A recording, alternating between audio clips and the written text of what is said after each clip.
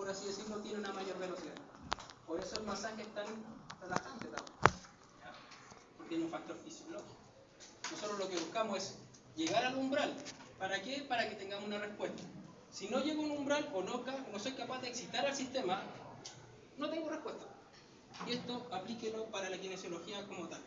Si usted tiene un paciente que le duele el codo y usted lo mira solamente, ¡ay, pobrecito! ¿Va a tener respuesta? No, porque no hubo ningún cambio acá. Si usted viene y lo mueve y no le hizo nada más, quizá haya algo, pero no fue el mejor. En cambio, si usted elige bien un tratamiento, lo toma, lo tracciona, lo libera de alguna forma, aplica todo lo que usted va a saber, sí vamos a tener una respuesta. Entonces nosotros tenemos que manejar estos chicos para poder darle a entender al paciente que nuestro trabajo sí tiene o va a tener una respuesta. ¿Ya?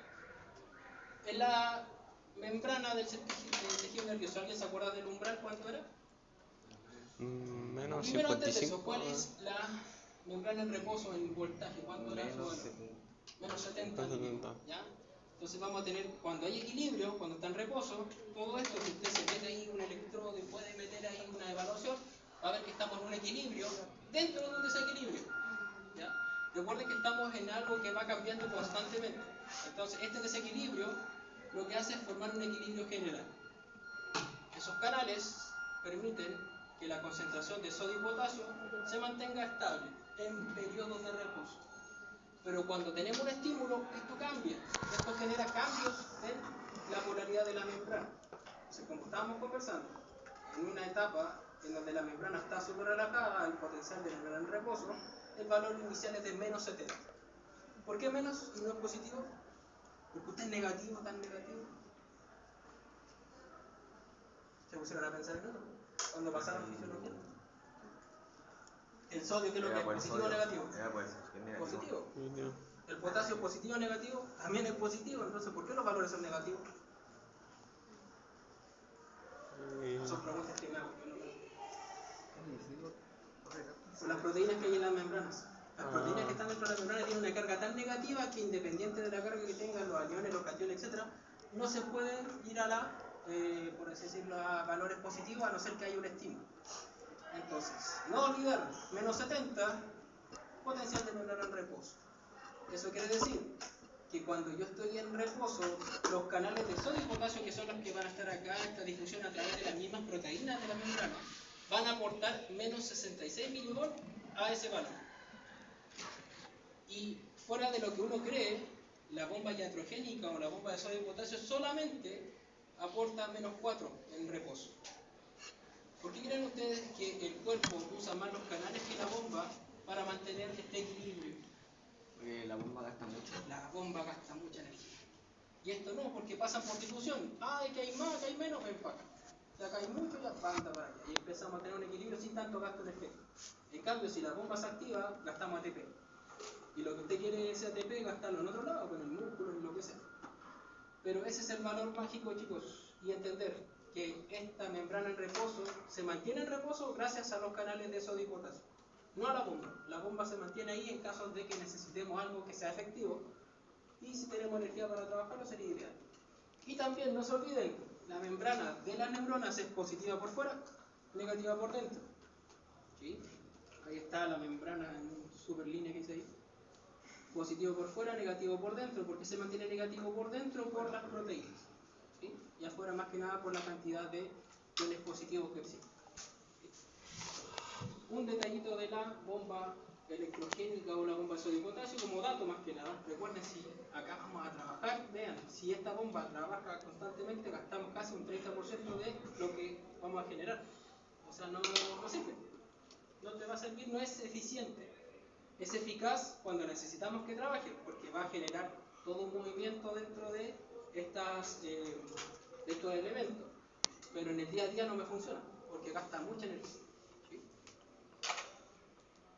Ahora, lo importante empieza acá, cuando hablamos de un potencial de acción. ¿Qué es lo que es un potencial de acción? ¿Alguien se acuerda de lo que salía en ahí en fisiología como término? ¿Cómo reacciona la neurona ante el estímulo? En este caso va a ser neurona, pero puede ser el músculo, puede ser cualquier otro tejido que pueda ser excitable. Acá podemos ver tres tipos, una motoneurona, un nervio, en este caso un músculo, ya sea esquelético, y aquí el músculo cardíaco. Si yo veo acá, más que nada datos, veo que esta curva ascendente, ese es el potencial de acción, que es la respuesta que va a tener ante el estímulo. ¿Sí? Pero vean diferencias puntuales, por ejemplo, la neurona, o la motoneurona, que es la que siempre evaluamos, está a menos 70 en reposo, pero el músculo esquelético y el músculo cardíaco van a estar a menos 90. Esa es como una diferencia fisiológica. Ahora, el pic máximo para los tres es el mismo, llegan a más 30, que ese es el límite fisiológico que tiene el cuerpo humano para poder cambiar de polaridad.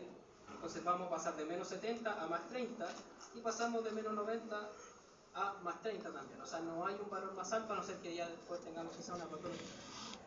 Mi pregunta, estimados, es ¿por qué aparece esta diferencia de tiempo acá? Acá hay una, acá hay otra y aquí mucho más. ¿Por qué la motoneurona cambia, responde y después vuelve en menos tiempo que el músculo y que el músculo cardíaco? Ya no, sí, la edad también es un factor. Porque tiene que pensar más rápido la neurona. Bien, acá tenemos que tener un sistema que funcione rápido porque es un sistema de comunicación, ya, por eso es más rápido quizás que vaya y vuelva. Pero el corazón, ¿por qué tiene esta meseta de casi 100 veces más que la de la neurona? Por el... hace dos bombas. Ya tenemos la citolina diástole, eso también me gusta ese tema, pero no nos vamos a ir para allá, sino que ¿cuánto tiene que durar su corazón? Muchos años. X cantidad de años. Llevémoslo esto a un elástico. Si usted un elástico empieza, lo tensa, lo relaja, lo tensa, lo relaja, lo tensa, lo relaja, lo tensa, lo relaja, lo tensa, lo relaja. ¿Qué va a pasar con ese elástico en algún momento? Se va a romper, ¿no es cierto? Porque pierde propiedad el elástico. Su corazón, ¿cómo creen que va a sufrir eso de que se contraiga, se relaje? Se contraiga, se relaje, se contraiga, se relaje. Genera esta meseta acá, para tener no tanto cambio en su fisiología como en esta zona que es me contraigo, me relajo, músculo esquelético. Me contraigo, me mantengo, me relajo. Ese periodo chiquitito del corazón le permite sobrevivir y sobrellevar estos 40, 50, 60 u 80 años ahora, que es el estándar de vida acá a nivel nacional. ¿Ya? Por eso hay diferencias fisiológicas, pero es netamente que ustedes se acuerdan que este potencial de acción aparece cuando hay actividad, cuando hay respuesta. Cuando ustedes ven un electrocardiograma y el paciente hace pip, pip, hermoso. ¿Qué pasa si usted va y ve un electro que hace en la novela y todo? ¿Qué pasó con ese niño? Se murió, le dan un beso y reaparece de nuevo. ¿Ya? Entonces, es como se va a ver el ritmo cardíaco. Entonces, lo que nosotros tenemos que ir pensando como kinesiólogos es que si yo tengo tejidos que van a responder a cualquier estímulo, en este caso al estímulo que va a ser quizás movimiento, algún ejercicio, lo que yo quiera hacer, tiene que tener la suficiente intensidad para lograr esa respuesta. ¿Ya? Sé que está en reposo en menos 70, entonces si yo mando una señal en menos 70, va a seguir en reposo.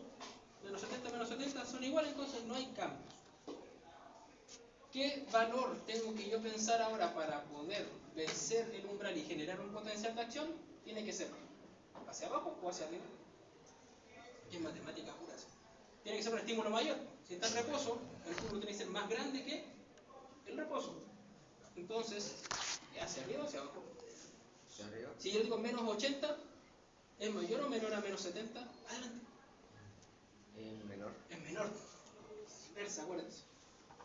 ¿Ya? En cambio, si yo le doy un estímulo acá más cercano a cero, esto es más, o vamos a ser más mayor, matemáticamente hablando. Ya sé que no estamos en el taller de matemáticas, pero es bueno entender esa diferencia. Menos 50 a menos 55, estimados, va a ser el umbral de respuesta del tejido nervioso. O sea, si yo quiero que haya respuesta de alguna neurona, no tengo que tener valores menores a ese indicador. Si yo hago un estímulo de menos 60, lo más seguro es que no tenga respuesta. Si hago el menos 70, estoy igual. Si le doy un estímulo de menos 80, menos 90, peor todavía. Pero si yo me acerco a los menos 50 o al 50, que sería más o menos ese nivel, voy a tener acá una ventanita en donde sí va a reaccionar. Y nuestra neurona sí va a mandar el impulso necesario a donde lo tenga que llevar. Entonces, esto nos dice que si yo hago un masaje, luego por encimita, así como no queriendo tocar al paciente porque no me gusta, no voy a tener ninguna respuesta. Si yo hago una terapia respiratoria, que va a ser más adelante, presiones y descompresiones, muy suavecitas, tampoco voy a tener una respuesta. Si yo tengo un paciente neurológico y voy a hacer después técnicas de inhibición que le voy a enseñar y no aplico fuerza, tampoco voy a tener respuesta. ¿Por qué? Porque fisiológicamente hablando lo estoy excitando a la neurona. Pero eso es importante. Ahora, si yo me sobrepaso y le muevo el brazo, tampoco es bueno. Los dos límites, el exceso de estímulo y la inhibición del estímulo, son malos. Ahora usted va a tener que aprender en estos 3 años, que le quedan 3 años y medio, que va a tener que dosificar todos esos estímulos. ¿Sí? ¿Por qué? Porque el impulso nervioso va a hacer que, en este caso, la neurona va a responder a ese estímulo y va a enviar ese impulso y lo va a guiar a donde tenga que ir. ¿Por qué lo hace la neurona? Porque tiene esta propiedad, es excitable. Recuerden que algo es excitable cuando responde a estímulos eléctricos. Pero tiene una segunda propiedad que es conductible, o sea que va a enviar la señal de un lugar a otro, permite la propagación del estímulo. No solamente lo recibe y reacciona, sino que lo recibe y reacciona y lo dirige. Pero hay un detalle, que aquí parece que tengo la diapositiva para verlo después, ¿ya? Para que ustedes tengan este pequeño apunte. Una imagen también para que recuerden cuáles eran los canales, la membrana, etc. Y cómo trabajaba la excitabilidad. ¿Sí? Cuando un estímulo genera excitabilidad, vamos a cambiar los valores de la membrana, lo que se conoce como despolarización. La membrana se despolariza, responde, pero no se despolariza en su totalidad, sino que va avanzando esta despolarización, lo que le da este efecto de conductividad. Va avanzando de un punto A a un punto B, ¿ya? Y va haciendo que los canales o los iones vayan cambiando, entrando más, saliendo menos, y así vamos teniendo una diferencia. Esa conductividad, estimados, es de una sola dirección. O sea, si yo voy de acá a acá, la neurona me manda información solamente hacia allá. Vean aquí cómo va cambiando la polaridad. Por eso se llama despolarización. Donde era positiva afuera y negativa adentro, en ese momento pasa a tener una inversión en su polaridad y el estímulo hace que avance. ¿Sí? Mi pregunta es esa, chicos. ¿Ustedes solamente sus neuronas tienen una sola vía de dirección? Si ustedes leen libros más antiguos, lo más seguro es que el año se propaga a todas direcciones, en una dirección, pero a varios lados, y no retrocede. Ya, acá tenemos, por eso les puse ahí un asterisquito, porque los que vinieron a la clase y los que van a tener el apunte, van a entender que no es así.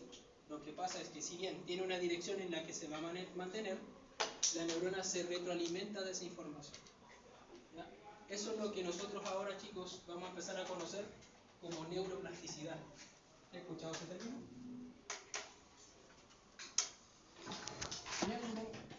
Neuroplasticidad.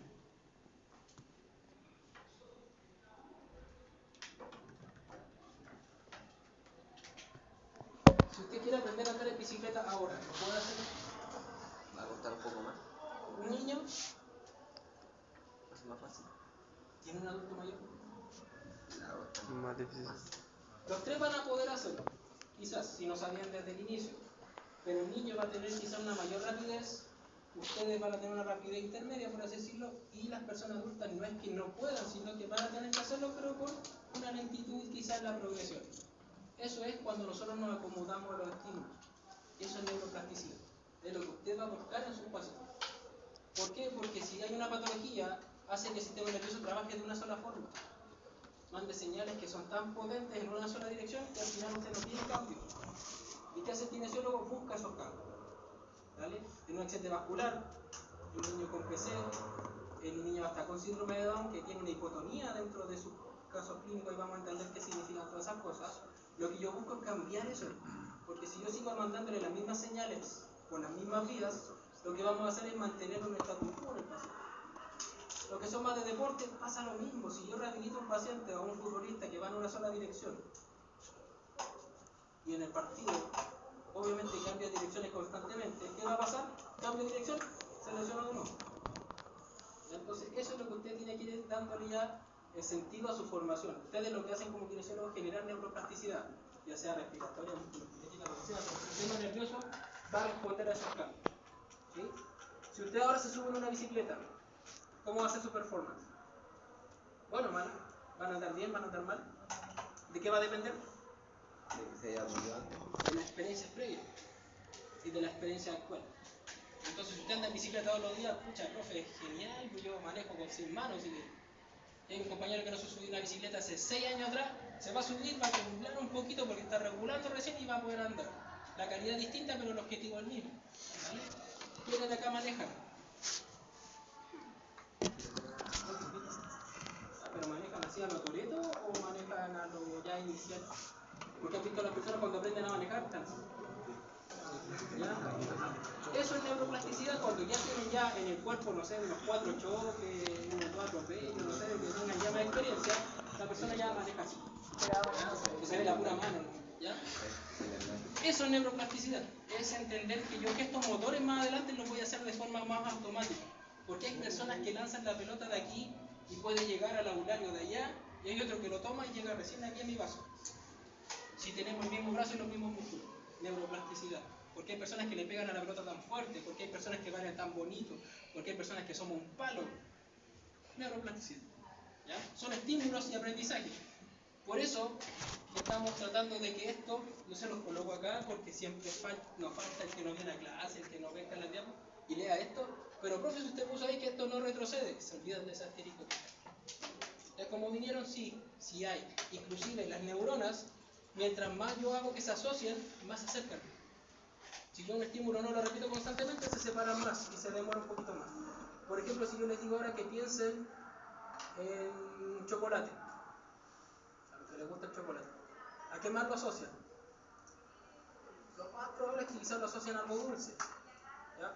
O si yo les digo se acerca el fin de semana,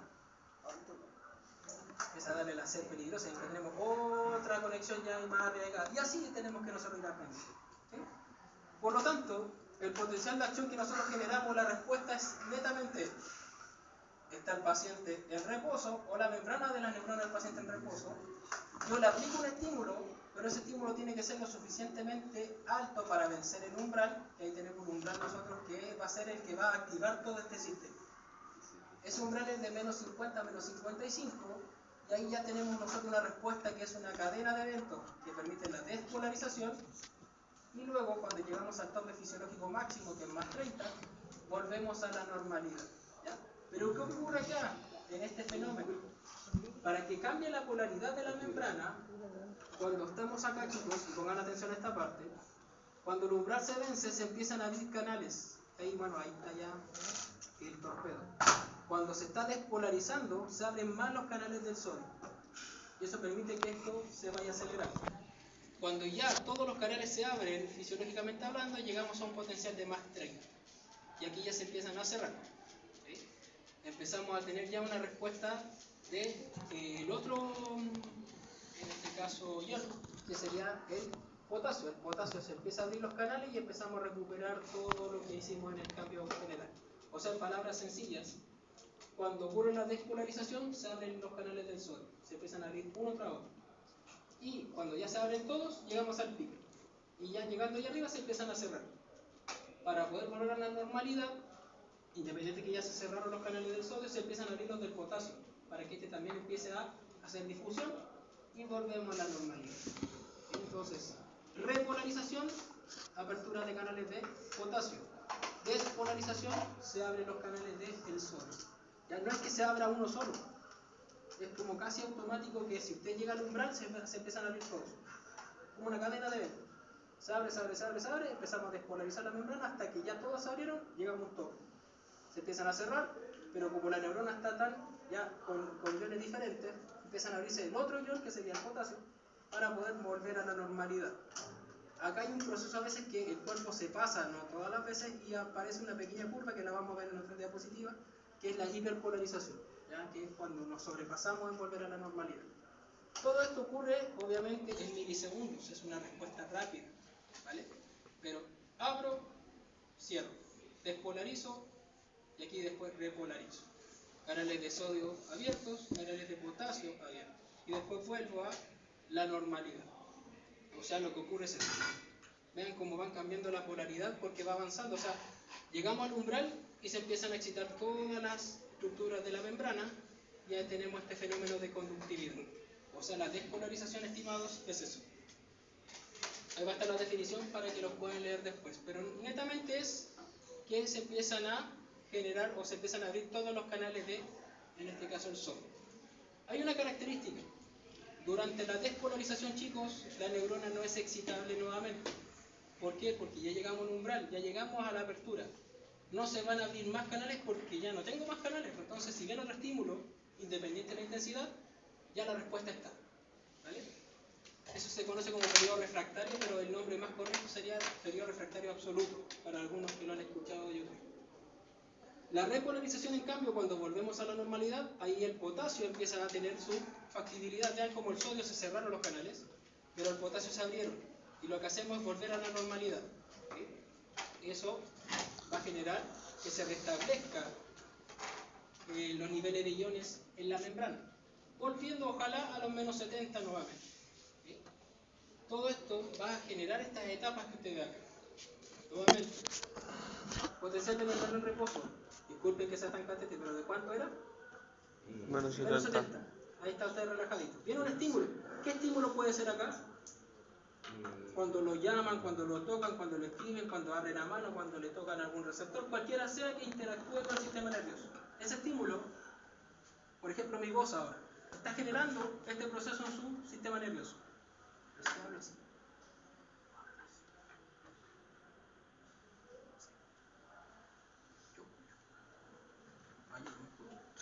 ¿Ya? Y esa es la diferencia quizás en la intensidad del estímulo. Pero ¿qué pasa? Si yo me pongo a gritar acá en la casa toda la clase, la hora y media, me destruye la garganta, pero ¿es efectivo el mensaje? No. Porque usted lo va a saturar en algún momento porque su sistema nervioso no va a poder reaccionar a eso. Igual, lo que yo hago, bueno, es una técnica que me enseñaron por el tema de hacer clases, yo soy kinesiólogo, nadie me enseñó a hacer clases. Si se han fijado, yo de repente subo la voz y de repente la bajo. Es para mantener la atención porque están ahí y de repente se van a quedar dormidos, pero no importa, ¿ya? Pero para mantener por último la clase un poquito más activa. Lo mismo pasa acá, si el estímulo que yo genero es lo suficientemente potente para generar un potencial de acción, tiene que vencer el umbral. ¿De cuánto era el umbral? Menos 55. Menos 50, menos 55. Llegamos a ese nivel de energía y empezamos con el proceso de despolarización.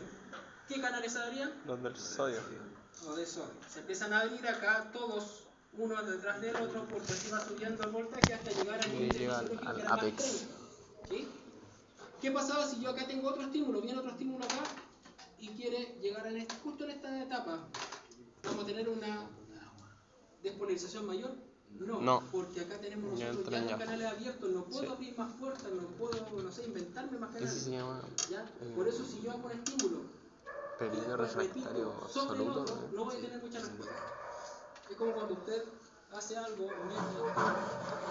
un estímulo tras otro, no es beneficioso, sobre todo a algunos pacientes, cuando yo hago estímulos de flexión, táctiles, el masaje si lo hago muy fuerte, etc. Llévelo todo quizá a la parte más clínica, oculto, lo que sea.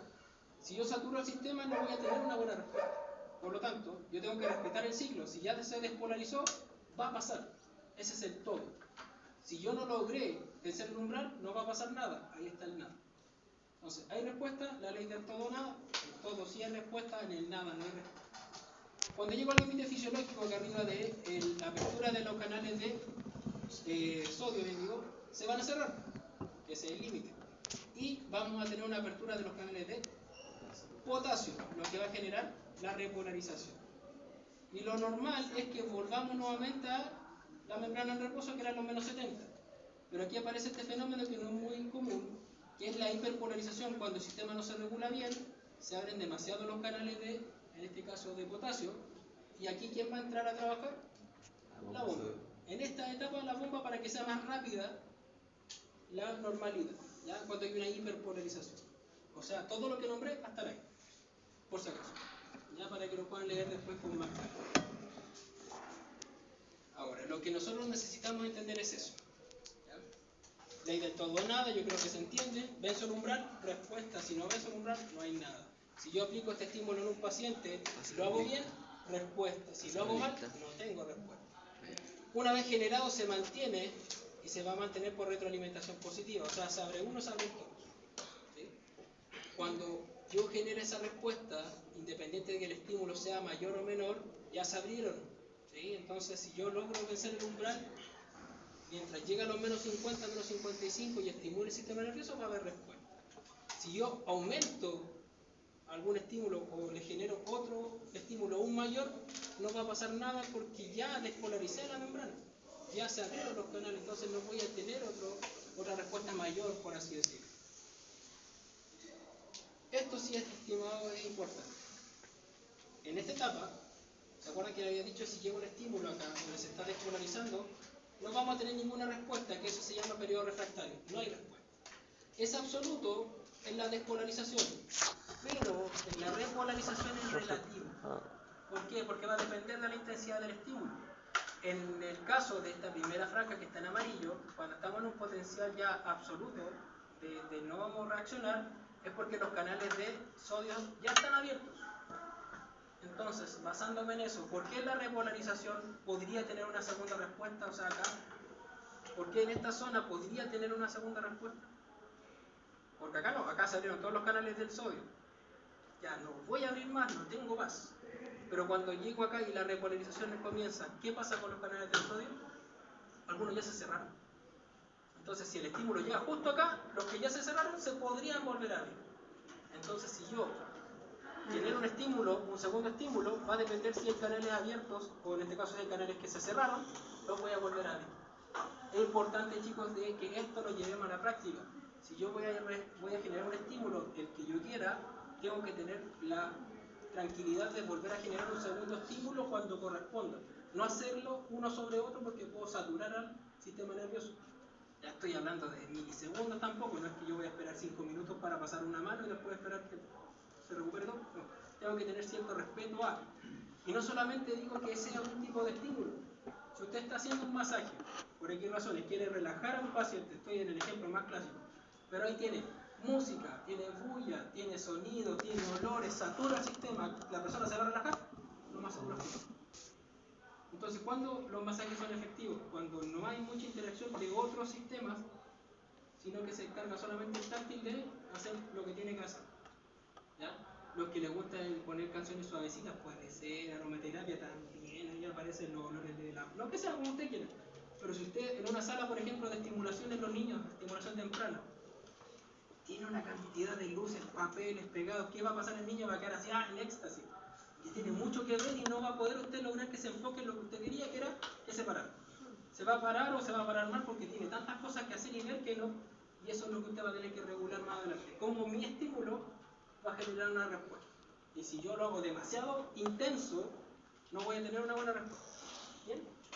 Estimados, hasta acá su primera prueba. ¿Ya?